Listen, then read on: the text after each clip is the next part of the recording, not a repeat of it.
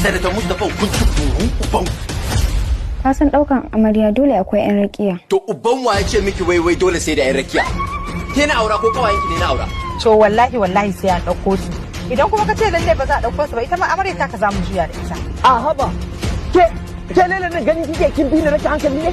Na fi ki danyen kai fa wallahi idan ma kika tunzura ni wallahi zai sake ta ma yanzu ba komai bane a waje na. Dan Allah ka fasa tunda kai na ga alamun mahaukaci ne kai baka san me yake mara ciwo ba. Ni ke kira mahaukaci ne na? Barara ba kina jin mu ko? Ki sai na sake.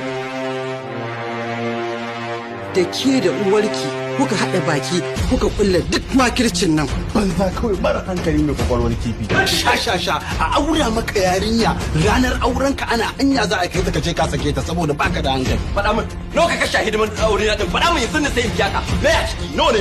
Ba daidai bane abin da kai. Kai ka dauke ni ban da hankali. Kana da hankali ne? Ban san me nake yi bane. Ba san abin da kake yi ne.